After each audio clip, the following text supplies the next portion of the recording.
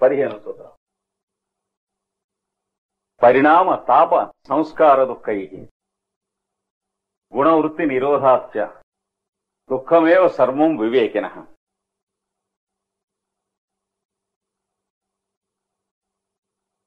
వివేకినః అంటే వివేకము గల వారికి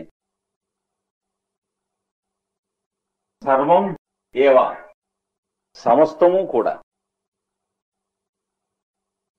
సమస్తం అంటే పుణ్యకర్మ దాని ఫలము, పాపకర్మ దాని ఫలం, అది ఇది మొత్తం. అంటే మంచి పని చేయటం దాని ఫలితం, చెడ్డ పని చేయటం దాని ఫలితం. ఈ మొత్తం అంతా దుఃఖమేవా, దుఃఖమే సుమా, సుఖం కాదు. సుఖం కాదని వాళ్ళు గ్రహిస్తారు. అంటే మనం దేన్నైతే సుఖం అని పిలుస్తున్నామో దాని యందు వాళ్ళు సుఖపడటానికి ప్రయత్నిస్తే పాకుడు మీద పడ్డట్టు జారి పడతారు. అంచేత వాళ్ళు ప్రయత్నించరు. ఏం చేత అయితే పుణ్యఫలానికి సుఖం లేక పాపఫలానికి సుఖం లేక ఏం చేయాలి? ఏదైనా నిద్రపిల్లలు మింగి చచ్చిపోవాలి? అది కాదు. ఏం చెప్పబోతున్నాడో మనం జాగ్రత్తగా చూసుకోవాలి. ఏం చెప్పేది అది పుణ్యకర్మ ఫలము. దుఃఖం అన్నాడు, ఇది పాపకర్మ ఫలం. దుఃఖం అన్నాడు అంటే దానికోసం పనిచేసిన వాడికి దీనికోసం పనిచేసిన వాడికి మిగిలే దుఃఖమే అని చెబుతున్నాడు. మంచి పని చేస్తే పుణ్యం వస్తుంది. ఆంజనేయ స్వామికి సంతృప్తి ఏమిటి అంటే ఆ హనుమత్ జయంతిలో 1000 మందికి అఖండమైన అన్నదానం. ఎవరో నవ్వుడు వాడిని అడిగితే చెప్పాడు, నేను కాదు కదా చేసేది. చెప్పేటప్పటికి వాడు శుభ్రంగా చేయించాడు అన్నదానం. 1000 మందికి అన్నదానం అంటే కనీసం 15,000. లేకపోతే ఊరికే విస్తలు పెడతాడా? అయ్యేటప్పటికి ఎందుకని చేయించాడు? కోర్టులో వ్యాజ్యం నడుస్తోంది. ఆంజనేయ స్వామితో మనకు అవసరం ఉంది. ఈ పుణ్యఫలం మనకు భవిష్యత్తు అనబడు బ్యాంకులో ఉంటే అప్పుడు ఆంజనేయ స్వామికి లంచం ఇచ్చి ఆయన దగ్గర కోర్టులో సీటు కొనుక్కొని అక్కడ లీడర్కి వాళ్ళకి ఆయన చూపి భయపెట్టి వాలంపురం చుట్టి నేలం బడం కొట్టేస్తూ ఎక్స్పర్ట్ని. ఏం జరుగుతుంది? వీడి ద్వారా 1000 మందికి అన్నదానం జరగవలసి ఉంది, ఎవడో ఒకటి ద్వారా గనక అది అయిపోయింది. అది ఇంకా దాని గురించి నస్వరంతి ఇంకా బయటకు వచ్చేది లేదు వాళ్ళ నోళ్లలోంచి. కానీ వీడు కాస్త కోర్టులో దిక్కు లేకుండా వాయించారా? ఏంటండి పుణ్యఫలం అన్నారు. ఇదంతా ఉట్టి అబద్ధం. అసలు మేము నమ్మటం తప్ప. ఎవడు నమ్మన్నాడు అంటే మీరంతా చెప్పలేదు. ఎవడో చెప్పాడు. వాడు ఆ టైంకి వాడికి కావాల్సిన వాడు చెప్పాడు. వాడికి ఎదురుపడ్డవాడు ఎవడో సరిగ్గా అప్పుడు జాతకంలో ఏడిపిస్తున్న గ్రహం ఎవడో వాడే మనిషి కింద వస్తాడు. వచ్చి ఆ కుజుడే వస్తాడు. ఓహో పన్ను విరిగిపోయి మొహాన దెబ్బ తగిలినటువంటి గాయంతో కూరమీసాలతో వచ్చి 1000 మందికి అన్నదానం చేయా ఏంటి అటు చూస్తా ఉంటాడు. అప్పుడప్పుడు చేసి ఎందుకని వీడి జాతకంలో కుజుడితో ట్రబుల్ పడుతున్నాడు. వాడే వచ్చి చెప్పాడు సాక్షాత్తును. మనుష్య భాషలో చెప్పకపోతే వీడికి ఎటదేవుతుంది? తెలుగులోనే చెప్పాడు. వీడు తెలుగువాడు కనుక ధారాళంగా చేసేసాడు. ఆ కుజుడు ఎంతవరకు బాధ్యుడు అంటే వాడికి తెలియదు. ఎందుకు చెప్పాడు? ఎందుకంటే వీడి ద్వారా అన్నదానం జరిగించాలి కనుక అది అంతర్యామికి ఒక్కడికే తెలుసు కానీ ఇంకెవడికి తెలియదు. అది తెలిస్తే అన్నదానం చేస్తే ఒక పద్ధతి. అది తెలియకుండా అన్నదానం వల్ల మనకు వచ్చేటువంటి పుణ్యం కోసం అన్నదానం చేస్తే ఇదిగో ఈ గతి పడుతుంది. అండి మీరు ఏ ఊరండి అంటే మాడుగుల దగ్గర అదేదో పల్లెటూరు అండి. సరే ఈ పూట ఇక్కడ భోంచేసి వెళ్ళండి అంటే మా డాక్టర్ గారు అది ఎందుకండి అట్లా వీలు లేదు ఇక్కడ భోంచేసి. మంచి విషయమే కదా, పుణ్యఫలం. ఎందుకు చెప్పాడు? 10 రోజుల్లో ఎలక్షన్స్ ఉన్నాయి. వీడికి ఆ మాడుగుల దగ్గర ఉన్నటువంటి ఆ గ్రామంలో ప్రిసైడింగ్ ఆఫీసర్ కింద వేశారు. అందుకని అక్కడికి వెడితే వీడికి ఆ ఇచ్చినటువంటి ఖర్చులు జేబులో వేసుకుని వాడింటో ఆ ముందు రోజు రాత్రి, ఎలక్షన్ రోజు పగలు రాత్రి, ఆ మర్నాడు పొద్దున కాఫీ టీ కూడా కొట్టేసి వచ్చేయచ్చు. అంచేత వాడికి ఒక భోజనం పెట్టాడు. ఏది పుణ్యఫలం కోసం సత్కర్మ ఆచరించినటువంటి వాడి బతుకు ఎట్లా ఉంటుందో చూడండి. సరే, వీడు ఎలక్షన్ టైంకి ముందు రోజే వెళ్ళాడు. సాయంత్రం వెళ్ళి కాగితం మీద అడ్రస్ రాసుకున్నాడు కదా. వెళ్ళి చూసేటప్పటికి వాడి తలకాయ ఎంత తాళం వేసింది ఇంటికి. ఏమైంది? వారు ఏరి అంటే ఊరికి వెళ్ళి ఎప్పుడు వస్తారు? రేపు వస్తారు అనుకున్నాడు. 15 రోజులకు వస్తారు. అయ్యా 15 రోజుల ప్రయాణం ఏంటండి? ఏదో అండి తిరుపతి, రామేశ్వరం, పుట్టపర్తి అవన్నీ చూసుకొని తిరిగి వచ్చారు. గోవిందా. అప్పుడు వాడు పెట్టినటువంటి అన్నం యొక్క పుణ్యం ఫలం వాడి దుఃఖాన్ని ఇచ్చిందా, సుఖాన్ని ఇచ్చింది? కనుక దానికోసం ఎదటివాడు మొహం చూసి మంచి పనులు చేసినా చెడు పనులు చేసినా సరే, వివేక్ అంటే తెలిసినటువంటి వాడికి సర్వం ఏవో దుఃఖం, సమస్తం దుఃఖమే. అంటే మీరు పనులు చేయవలసిన తరహా ఇక్కడ చెబుతున్నాడు కానీ మంచి పనులు చెడ్డ పనులు ఏవీ చేయొద్దు, అలా మేకల్లే కూర్చుని అక్కడ పడి చనిపోండి ఇంకా కర్మ ఉండదు అని కాదు. కూర్చుంటే ఎలా చచ్చిపోతాం కదా పడి, ఇంకా కర్మ ఉండదు.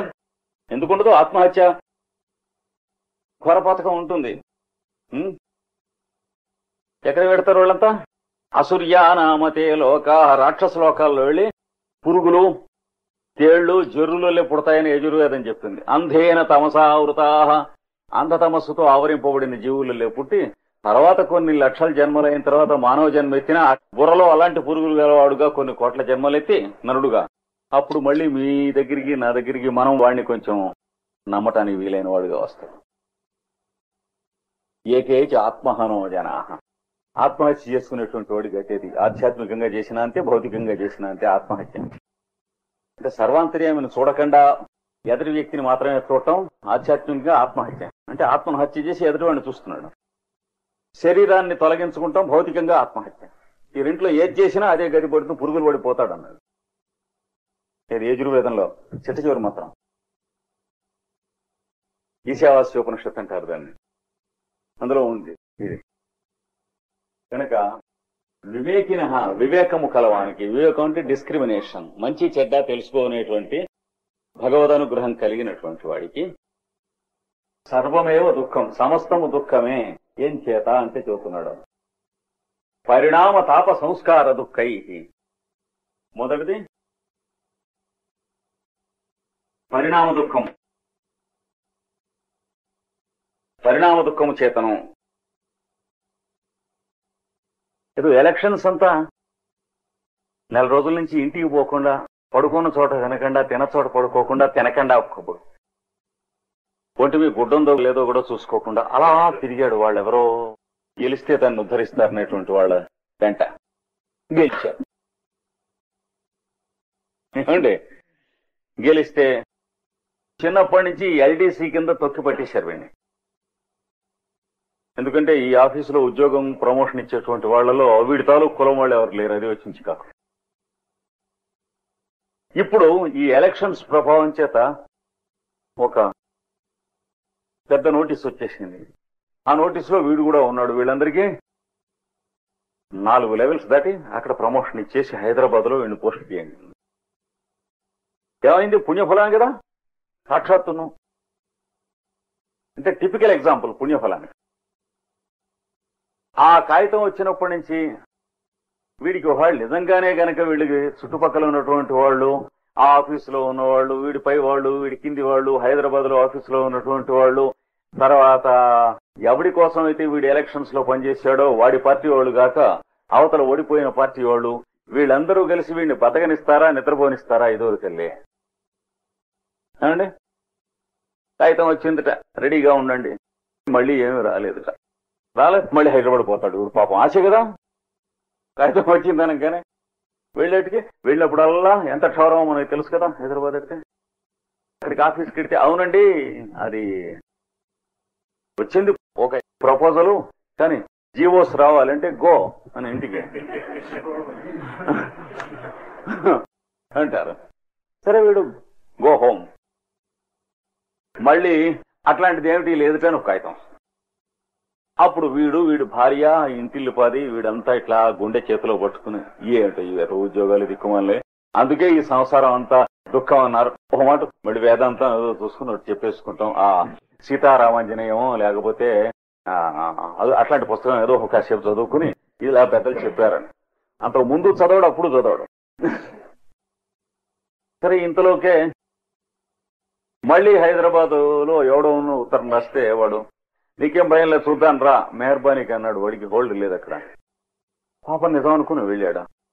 కనుక ఒక ఏడార్థం ఇట్లాంటి నాటకం జరిగి చివరికి వచ్చింది అనుకోండి ఆ ఉద్యోగం. కనుక దాన్ని ఏమంటారు, పరిణామ దుఃఖం అంటారు. వాడికి వచ్చినటువంటి రైజుకి వచ్చినటువంటి నానా అడ్డమైన తిప్పలు, నువ్వు రైజు రాకుండా ఉంటే హాయిగా ఇంటి పట్టు నుండి అదేదో ఆ చింతపండు చెవరు నీళ్లు తింటూ ఉండేవాడు. అయింది. దీన్ని ఏమంటారు, పరిణామ దుఃఖము. అంటే కాలమునందు సన్నివేశములు పరిణమించునట్టి దుఃఖం. అంటే how incidents germinate through time. ఎంత సుఖమైనటువంటి పరిస్థితికైనా దీంట్లో దుఃఖం ఉంటుంది. ఇందులో దుఃఖం లేకుండా సుఖపడ్డటువంటి వాడు ప్రపంచంలో ఉండడు. ఇవన్నీ తట్టుకుని వాళ్ళందరూ వేసినటువంటి పిటిషన్లు, అర్జీలు, కాగితాలు వాటన్నిటికీ తీసేయటానికి, ఉపసంహరించడానికి, వాడిని సంహరించడానికి, హరించడానికి, రెంచటానికి ఇవన్నీ చేసుకొని వాటికి కావలసినటువంటి డబ్బు అంతా వీడు ఖర్చు పెట్టినటువంటిది ఉందే అదంతా కూడా వడ్డీతో సహా లెక్కేస్తే వీడికి వచ్చినటువంటి ఇంక్రిమెంట్స్, ప్రమోషన్స్ అన్ని కలిసి చిట్ట చివరికి వీడు రిటైర్ అయ్యేటప్పటికి వచ్చేటువంటిది అంతకంటే కొంచెం తక్కువ ఉంటుంది కానీ ఎక్కువ ఉండదు. అవునా కాదా? కోపడకండి. కానీ మనస్సు మనకు అది వచ్చింది, వీడు అడ్డుపడ్డాడు అనే గాని మనకు అది రాలేదని తెలియదు. వివేకైనటువంటి వాడు ఏం చేస్తాడు, అంత విరుచుకుని తావాడు. ఎలక్షన్స్ లో చేయదలుచుకుంది వాడు చేస్తాడు. ఎవరికైనా చేద్దామని అనుకుంది, ధర్మం అనుకుంది వాడు చేస్తాడు. నేను ఈ ఉద్యోగంలో ఉన్నాను కనుక ఇవి చేయాలి, మిగిలినవి చెయ్యి అంటే దానికి డబ్బు ఎక్కడండి అని అడుగుతాడు. అంటే ఊళ్ళో వాళ్ళని దండమనే కదా గవర్నమెంట్ ఆఫీసర్లు కానీ, మినిస్టర్లు కానీ, ఎమ్మెల్యేలు కానీ ఇలా చెయ్యి, వీళ్ళకి పార్టీ, వాళ్ళకి ఆర్చీలు పెట్టు, అవన్నీ పెట్టు, వచ్చేటువంటి వాళ్ళని మరి ఇన్వైట్ చేయడానికి 2 లక్షలు ఖర్చు చేయండి అని చెబుతారు. ఎక్కడి నుంచండి కలెక్షన్స్ అని అడిగితే వాళ్ళు రాళ్ళు కొడతారు, తిడతారు. అంటే పీపుల్ మీద దండమని, అంతే కదా. రోజు హైదరాబాద్ లోనూ అక్కడ ఢిల్లీలో జరుగుతూ ఉండేటువంటి పనే. ఆ ముక్క అడిగాడనే అర్జున్ రావు గారిని మళ్ళీ ఇక్కడికి తోసేశారు. అంటే 18 లక్షలు ఖర్చు పెట్టమన్నాడు అంజయ్ గారు. ఈయన పిలిచి రాజీవ్ గాంధీ వస్తూ ఉంటే ఏ అకౌంట్ నుంచి అండి అని అడిగాడు. డామ్ డూమ్ అని అరిచాడు. ఏ అకౌంట్ నుంచి అడిగా బుద్ధి లేదా? ఇవి రోజు జరుగుతూ ఉండే విషయాలే. అందుకని అట్లాంటి వాటి దూరంగా ఉంటాడు. ఎందుకని ప్రామినెంట్ పొజిషన్ రాదు కదా అంటే ఫోన్లే రాబోతుంది. అందుకనే చాణక్యుడు చెప్పాడు, ఏతే ఆహితుండి కాహ. ఈ రాజుల దగ్గర మంత్రిత్వం చేసేటువంటి వాళ్ళు, పరిపాలకుల దగ్గర ఉద్యోగం చేసేవాళ్ళు, వాళ్ళ ఆఫీసుల్లో పనిచేసేవాళ్ళు, తాచుపాములు ఆడించేటువంటి పాములాళ్ళు లాంటి వాళ్ళు అహోరాత్రాలు జాగ్రత్తగా ఉండాలన్నాడు చాణక్యుడు. అంటే తేడా ఎక్కడ ఏమరపాటు ఉన్నా తప్పు వాడిదైనా వాడే కరుస్తాడు వీడిని, తప్పు వీడిదైనా వాడే కరుస్తాడు వీడిని. అది పాము అంటే. అందుకనే మనకి చాణక్యుని గురించి ముద్రారాక్షసం అనే నాటకం ఉంది. అందులో ఒక చోట కనిపిస్తుంది. చాణక్యుడిని ఇంటికి వెళ్ళి పిలుచుకురమ్మంటారు. ఉద్యోగం మానేసినట్టు నటించి ఇంటికి వెళ్ళిపోతాడు ఒక మాట, రాజకీయంగా ఎత్తు వేస్తూ. వాడిని పిలుచుకురమ్మని కంచుకుని పంపిస్తారు రాజపురుషుణ్ణి. వాడిని పిలుచుకురమ్మంటే ఇంటికి వెళితే ఎలా ఉంటుందో ఆ ఇల్లు, చక్రవర్తి గారి మంత్రి ఇల్లు ఎలా ఉంటుందో అని కదా వాడి ఉద్దేశం. ఎన్నడూ వెళ్ళలేదు. వాళ్ళ గ్రామం వెళ్ళిపోయి వాళ్ళ ఇంటికి వెళితే ఇదే వాళ్ళ ఇల్లు అన్నారట. ఇది కాదండి ఆయన చాణక్యుడు కౌటిల్య ఇదేనయ్యా అన్నారట. ఏమిటి? మొండి గోడలు మట్టితో మెత్తుకున్నవి, సొంత చేత్తో మెత్తుకున్నాడు ఇల్లు. అంటే ఆ రోజుల్లో రాజు దగ్గర పనిచేసేటువంటి అమాత్యుడి ఇల్లు అలా ఉంటుందని ఎవడన్నా అనుకుంటాడు? ఆ రోజుల్లో కాదు, ఈ రోజుల్లో. రాజు కాదు మంత్రి అని పేరు గాని ప్రజల మీద భుజాన్ని ఎక్కడం అనేది అప్పుడు ఇప్పుడు ఎప్పుడు ఒకటే కదా. పేరు తేడా తప్ప అన్నీ ఒకటే. ప్రజల ఖరీదుతో గుడ్లు తాగటం, మరి ప్రజల ఖరీదుతో కోళ్లు తింటాం అన్ని యుగాల్లో ఒకటే కదా. అయితే డెమోక్రసీయా ఆటోక్రసీయా ఊరికే పేర్లు తేడా మసిపూసి మారేడు చేయటానికి. చూశారు, ఇది చాణక్యుల వారి ఇల్లు అన్నాడు. చుట్టుపక్కల ఎవరిని కనుక్కున్నా అదే అంటున్నారు. చిన్న ఇల్లున్నది, మొండి గోడలు ఉన్నాయి. ఆ గోడలు మట్టితో ఆయనే మెత్తుకున్నటువంటి గోడలు. ఆ లోపలికి చిన్న ప్రవేశించేటువంటిది ద్వారం ఉంది. ఆ ద్వారానికి పక్కన బయట ఒక రాయి ఒకటి ఉంది. ఆ రాయి దగ్గర బొగ్గు పొడి అరగదీసి పక్కన తాటాకు అక్కడ పెట్టి ఉంది. అంటే ఆ బొగ్గు పొడితో మొహం గడుక్కుని ఆ తాటాకుతో నాలుగు గీసుకుని ఆ బావిలో నీళ్లు స్నానం చేసుకుని చూశాడు వాడు. ఇందుచేతనే చక్రవర్తి కూడా గడగడలాడతాడు వీళ్ళు చూస్తే అన్నాడు. అంటే వాడికి ఏం కావాలి ఎవరి దగ్గర నుంచి? ఏం ఒక్కలేదు, పోదలు అంటాడు. తేడా వస్తుంది. చదవాలి నాటకం ఆంధ్ర. వాడి గుడ్డి చెదిరిపోయింది. చాణక్యుల వారి ఇల్లు ఏమిటి, ఇలా ఉంటాం ఏమిటని. ఇందుచేతనే మన చంద్రగుప్తుల వారు కూడా ఈయన తలెత్తి చూస్తే ఉడికిపోతాడంటే ఎందుకో నాకు ఎదురు బోధపడలేదు, కారణం ఇప్పుడు బోధపడ్డది అన్నాడు. అంటే వాడికి ఎవరితో నా పని ఉన్నది అంటే ఎవడు భయపడ్డు వాడిని చూసి. రొడుము కూర్చున్నటువంటి వాళ్ళు కూడా లేవరు కదా. అంతే లెక్క. ఆబ్లిగేషన్స్ ఎవరితోన్నా ఉన్నాయంటే. అందుకని వివేకం కలిగినటువంటి వాడికి ఈ పరిణామ దుఃఖం అనేటువంటిది తెలుస్తుంది. పరిణామ దుఃఖం అంటే సన్నివేశముల వలన, అంటే మంచికి మనని తీసుకొచ్చి మనకి సుఖం కలిగించడానికి కావలసిన సన్నివేశములు కూడా ఉంటాయి, వాటి వలన కలిగే దుఃఖం కూడాను. ఏమండి, ఏకంగా అప్పుడంగా ఢిల్లీకి ప్రమోషన్ వచ్చిందండి ఈ ఊరు నుంచి. ఇక్కడ సెండ్ ఆఫ్ ఇచ్చేవాళ్ళు, అక్కడ రిసీవింగ్ ఇన్ ఇచ్చేవాళ్ళు, వీళ్ళందరూ పోను. వీడు ఎన్ని ఎగచాట్లు ఎన్ని పాటలు పడాలో మన కామన్ సెన్స్ ఆలోచించండి. ఇక్కడ వీడు వెళ్ళిన తర్వాత ఇన్నాళ్ల నుంచి వీడిని ఇక్కడికి తోసేయటానికి ట్రై చేస్తున్న వాళ్ళు దిమిసా కొట్టేసుకుని మళ్ళీ వెనక్కి తిరిగి రావటానికి వీళ్ళకుండా పొజిషన్. అక్కడ దిగంగానే ప్రావిన్స్, ఆంధ్ర, యూపీ దాంతో రెడీగా అలా చూస్తున్నటువంటి వాళ్ళు రంగానే కుర్చీలోంచి లేవకుండా that's all right, you take your seat అని అవన్నీ ఫేస్ చేయాలా అక్కర్లేదా? కానీ జీతం ఏదో 3,000 వస్తుందిట. ఇక్కడికి వచ్చి ఏం చెబుతాడు? దానికేమండి పెద్ద జాబ్ అంటే జీతం ఎక్కువ వస్తుందండి. వివేకం ఉన్నటువంటి వాడికి ఇంకో రకంగా ఉంటుంది. ఈ పరిణామ దుఃఖం తెలుస్తుంది వాడికి. పరిణామ దుఃఖం అంటే తాప దుఃఖం అంటే తాపం వల్ల కలిగిన దుఃఖం. తాపం అంటే ఏమిటి? కడుపులో మంట, ఒళ్ళు మంట, కడుపులో నొప్పి, నడుము నొప్పి, మోకాలు నొప్పి, తలనొప్పి, ఇవి తాపాలంటే. జీతం ఎక్కువైంది, ఫ్యామిలీ ఇంటి దగ్గర ఉంది, ఒకడే ఉంటున్నాడు ఢిల్లీలో, హ్యాబిట్స్ మారినాయి, కడుపులో గ్యాస్ట్రిక్ అల్సర్ పుట్టింది, అంటే మంచినీళ్ళు తాగే బదులు ఖరీదైన నీళ్లు తాగుతున్నాడు. తాపదుఃఖములు అంటే అవి.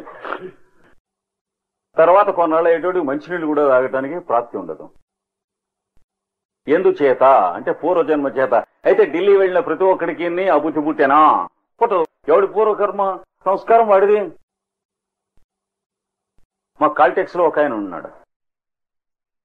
ఆయన 3 నెలలు ట్రైనింగ్ కి పంపించారు ఇంగ్లాండ్ దగ్గర ఒక షైర్కి,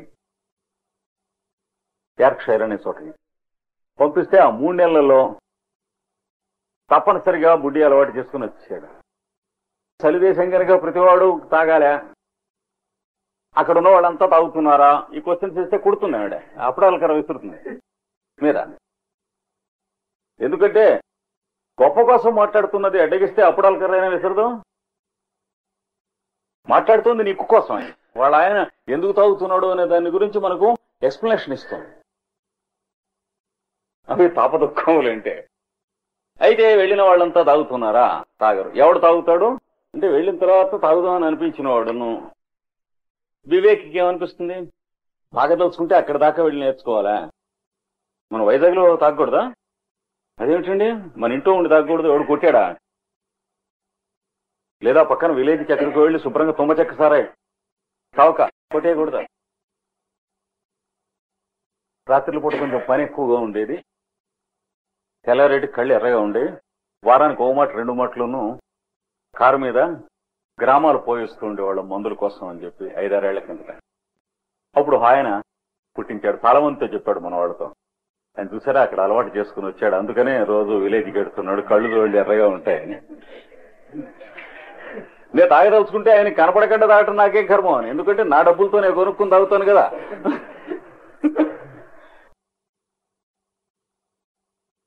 తాళవంతో చెప్పాడు మన వాళ్ళతో. రాత్రి కూడా మీరు చూడండి, సాయంత్రం బయలుదేరి ఎడతారు ఇక్కడి నుంచి 4-4:30కి. ఆయనను కుమార్ గారును ఇంకో ఆయనను, ఆ 3వ ఆయన ఏర్పాటు చేస్తున్నాడు అని చెప్పారు.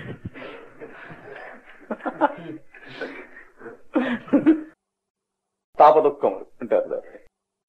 3వది సంస్కార దుఃఖములు.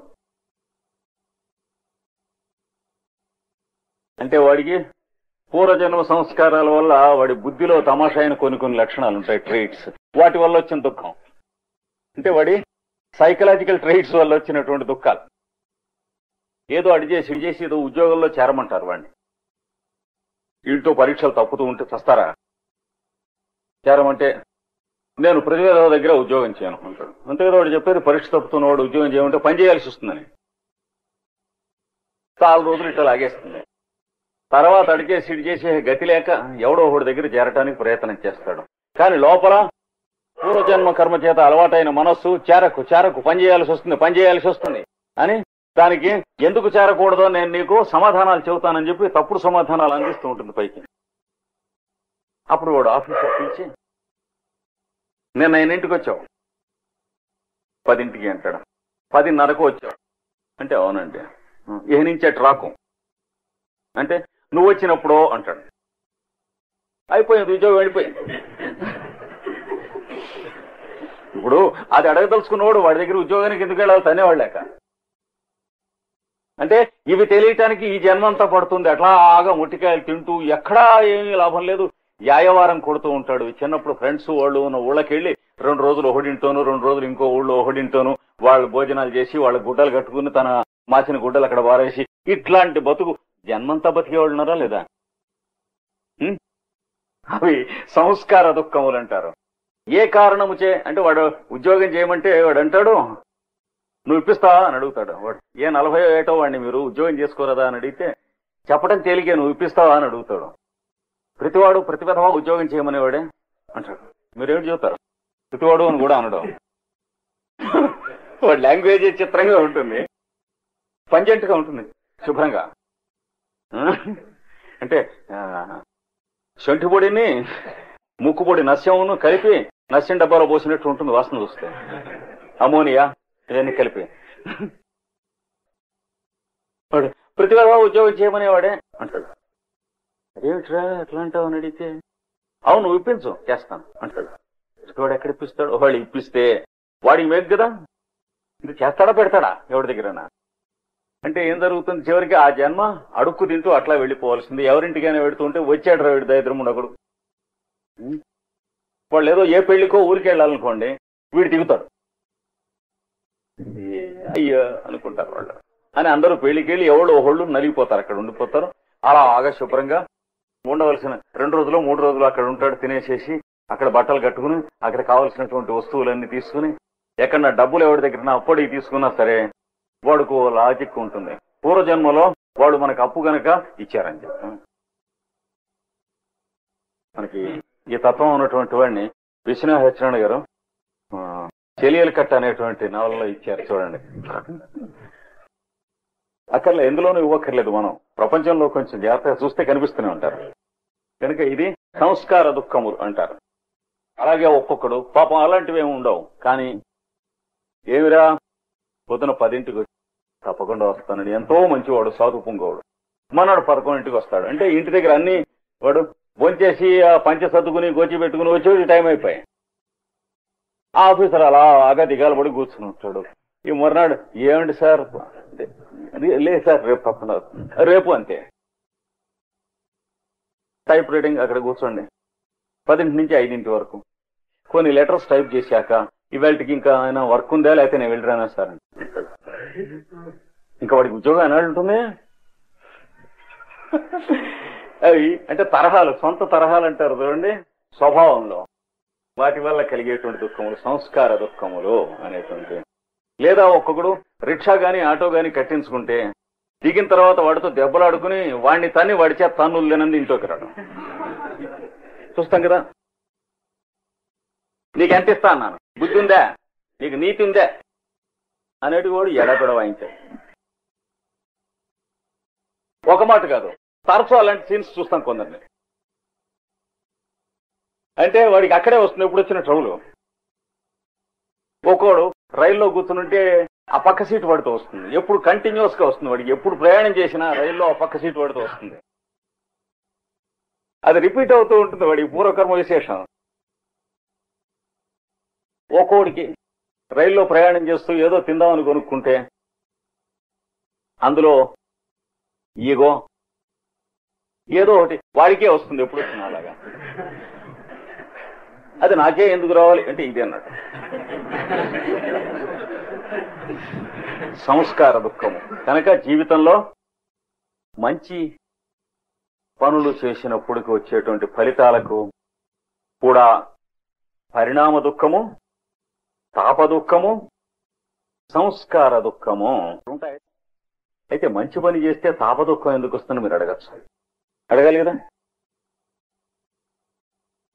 నేను భక్తిగా ఉంటాను,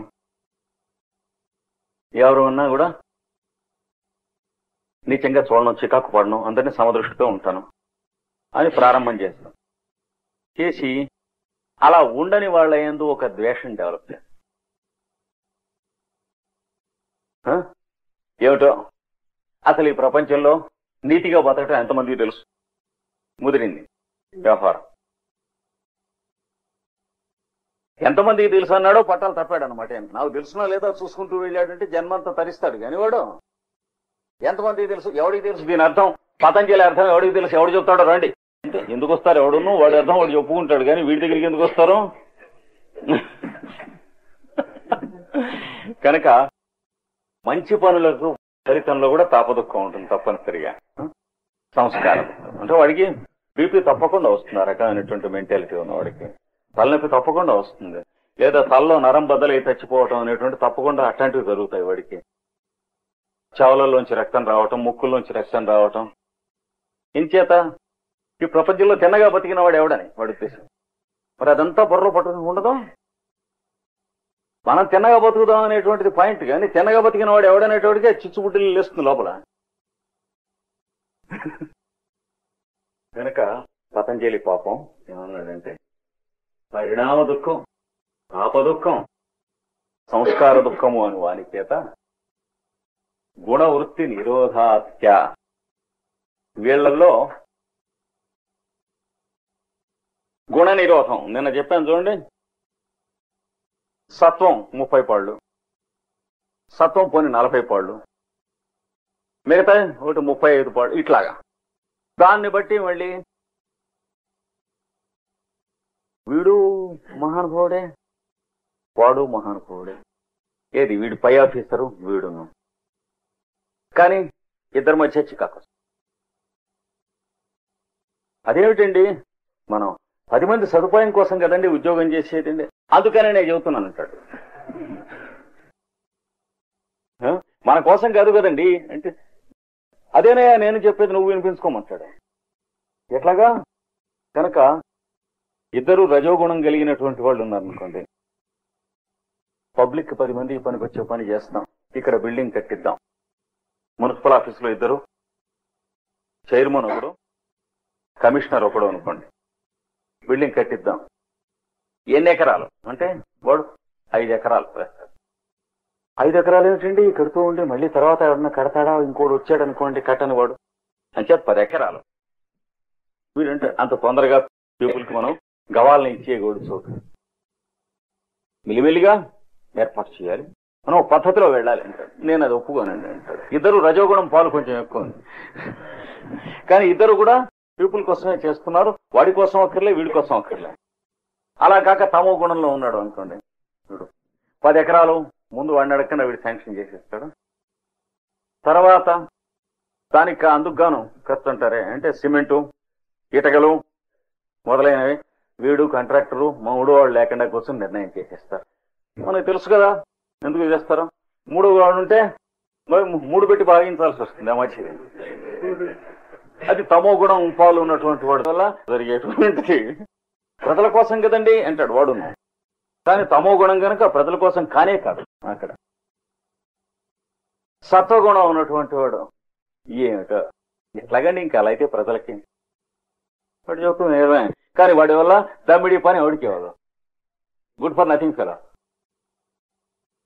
కనుక ఈ మూడవది ఏమిటి? గుణ నిరోధం. అంటే గుణములచే వచ్చినట్టే నిరోధము అంటే అడ్డగింపు. గుణము చేయవచ్చునట్టే అడ్డగింపు దానివలన. అలాగే వృత్తి నిరోధాత్ చ. వృత్తి అంటే చిత్తవృత్తి. చిత్తవృత్తి అసలు ఎలాగో ఉండనే ఉంది. ఇవన్నీ ఉన్నా ఉండకపోయినా. ఇవన్నీ లేకుండా ఉన్నవాడికి చిత్తవృత్తి ఉంది. ఇవన్నీ ఉన్నవాడికి క్లేశాలతో కూడిన చిత్తవృత్తి ఉంది. ఇంటూ త్రిగుణాలతో హెచ్చవేసినటువంటి చిత్తవృత్తి ఉంది. ఇంటూ పరిణామ దుఃఖం, తాప దుఃఖం, సంస్కార దుఃఖం. ఇన్ని కండిషన్స్ చేసేటప్పటికీ మంచి పని చేస్తే దాని ఫలితం అనుభవించటంలోనూ దుఃఖమే ఉంటుంది. చెడ్డ పని చేసి దాని ఫలితం అనుభవించటంలోనూ దుఃఖమే ఉంటుంది అనేటువంటి ఒక రహస్యాన్ని వివేకవంతుడు గ్రహించును అన్నాడు. అయితే ఏ పని చేయడా చాలా పొరపాటు. అది పుండాకోరు చేసే పని. తర్వాత చెబుతాడు జాగ్రత్తగా. సరదాగా రోజుకోమాట 10 నిమిషాలు ఆఫీస్కి వచ్చి వెళ్ళేవాడు వాడు వేరు. వాడికి కాదు యోగాభ్యాసం. అయితే ఈ వచ్చిన దుఃఖములు ఆపవచ్చునా అన్నాడు. అంటే చెబుతున్నాడు